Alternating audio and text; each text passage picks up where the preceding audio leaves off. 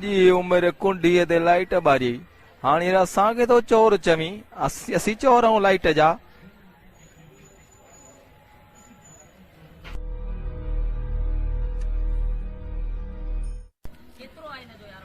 तू सही तो चई थोड़ा ऐं कुंडी हणंदो आहियां पर वापडा वारनि खे 500 रुपया महीनो ॾींदो आहियां। कोई MP या MNA कोन आहियां। नए ॻोठ जो चङो मुड़ुस आहियां जो माण्हुनि जा वेही मसइला हल कयां।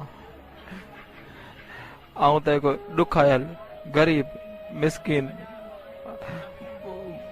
मोर त पाइण लाइ कपिड़ा बि कोन हुआ, न को बनी आहे न को ॿारो आहे। बसि माण्हुनि जी मोहबत मूंखे इन मंज़िल ते पुॼायो। इहो आवाम जेको आहे न मूंसां बेहद प्यार थो करे। मां उनखे उनजा हक़ ॼाणण जे लाइ रोडनि ते निकितुसि ऐं तुंहिंजे ख़िलाफ़ उनखे भड़कायो त तव्हां ठगी या ठाह था ठाहियो।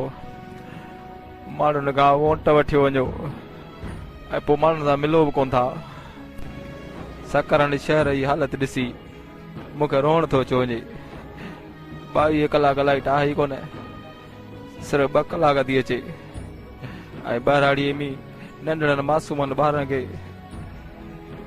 जॾहिं मच्छर पटीनि था तुंहिंजे माहिरुनि खां पुछ जंहिंजे हथनि में विंझणा हूंदा आहिनि सॼी राति पंहिंजे बचनि खे बि हणंदियूं आहिनि। कॾहिं तव्हां इन मसइलनि ते गौर कयो आहे त इहो आम छा थो घुरे, इहो आम छा थो चाहे, हुननि सां कहिड़ो मसइलो आहे। नौकरियूं पैसनि था खपायो। मुंहिंजे भाउ पटीअ वारी नौकिरी ते वरिती, उन जे लाइ हुन खां 5 लख रुपया वरितऊं। अड़े कुझु ख़ुदा जो ख़ौफ़ कयो। मिल्कियत किथां कंदो एतिरो पैसो। अड़े कुझु आवाम जे बारे में बि सोचो। ग़रीब आवाम जेका ॾींहं राति परेशान आहे।